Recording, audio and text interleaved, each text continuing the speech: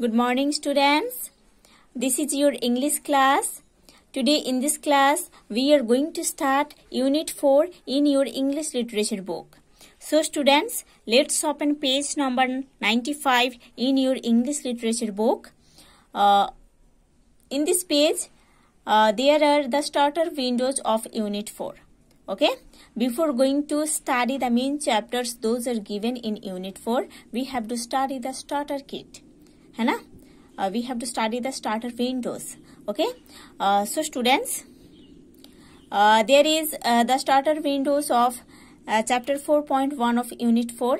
We have to study the starter windows. Okay? Let's start. The Earth's outer layer called the crust is about 30 किमी thick. अर्थ का जो outer layer है उसको crust बोला जाता है, जो कि 30 किमी तक थिक होता है. ठीक है.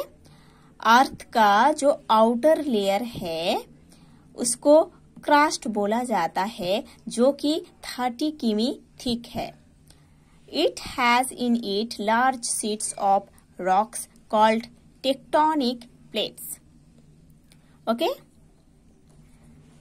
ये जो क्रस्ट है, इस क्रस्ट के अंदर बहुत बड़ा साइज का शीट्स ऑफ रॉक्स रहता है, जिसको टेक्टोनिक प्लेट्स कहा जाता है. ठीक है. क्रस्ट के अंदर बहुत लार्ज साइज का शीट्स ऑफ रॉक्स रहता है ना. शीट्स ऑफ रॉक्स मतलब बहुत बड़ा साइज का रॉक्स रहता है, जिसको टेक्टोनिक प्लेट्स कहा जाता है. Below the crust there are hot semi molten rocks. Crust के बिलो साइड में सेमी मोल्टेन रॉक्स रहता है. द टेक्टोनिक प्लेट्स की floating on this molten rocks. इस मोल्टेन रॉक्स के ऊपर ये टेक्टोनिक प्लेट्स फ्लोटिंग करता है. ठीक है. मिल्टन रॉक्स के ऊपर ये टेक्टोनिक प्लेट्स फ्लोट करता है. Sometimes the plates collide and cause terrible earthquakes. Collide means संघर्ष. ठीक है. कोलाइड मीन्स संघर्ष. ओके. कभी कभी क्या होता है, ये जो प्लेट्स है ना, एक दूसरे से संघर्ष करता है. मतलब ये नेचुरली होता है.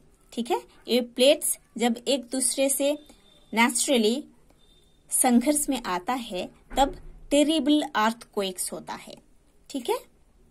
So students, now open page number 96 in your English literature book.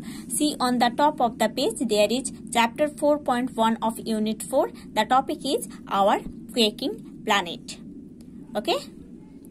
The topic is here our quaking planet. Now read the main topic. We often use the saying as safe as in one's house. As safe as in one's house. हम हमेशा ऐसे एक कहावत बोलते हैं कि एक person अपने घर में सेफ है. But our house is really always that safe. But houses हमेशा सेफ रहता है क्या? Don't sometimes even houses topple over. कभी कभी हाउसेस जो है वो अपने स्ट्रक्चर लेके गिर नहीं जाता है क्या? है ना. जो हाउसेस है वो कभी कभी गिर भी जाता है ना. गिर जाता है मतलब इधर जो टॉपल है, टॉपल का मतलब होता है अनस्टेडी एंड फॉल स्लोली. कभी कभी किसी हाउस का, किसी बिल्डिंग कॉम्प्लेक्स का जो स्ट्रक्चर है वो इतना वीक होता है कि वो ऑटोमेटिक गिर जाता है.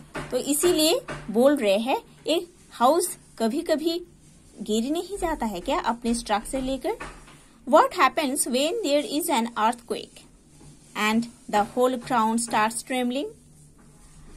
जब एक earthquake होता है, जब पूरे अर्थ जो सरफेस है, जो ग्राउंड लेवल है, वो जब ट्रेमलिंग करता है ना। Trembling means one type of vibration, ठीक है, you can tell it vibrate, ठीक है। जब अर्थक्वेक होता है और पूरे अर्थ सरफेस हिलता है, ट्रेमलिंग करता है, तब क्या होता है? ओके, जब अर्थक्वेक होता है और पूरे अर्थ सरफेस या ग्राउंड लेवल ट्रेमलिंग करता है, हिलता है, वाइब्रेट होता है, तब क्या होता है? Earthquakes are much more common than most of us think. हम जो सोचते हैं, हम जैसे सोचते हैं, उससे भी ज्यादा टाइम earthquakes होता है.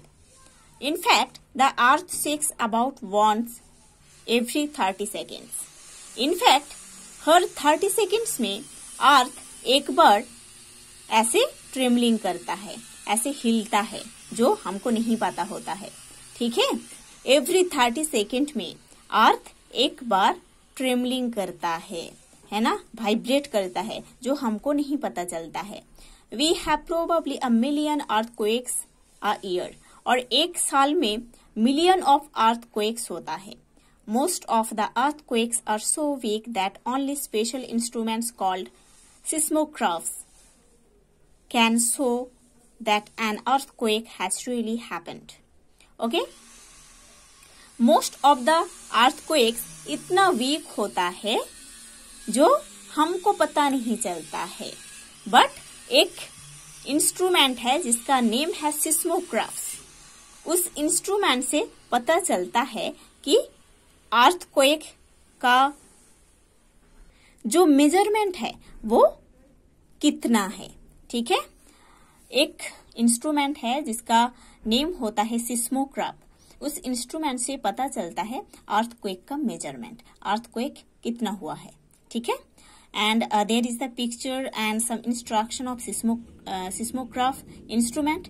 बेटा you have to study this yellow box about seismograph instrument. In the next class we will study the next part of this chapter.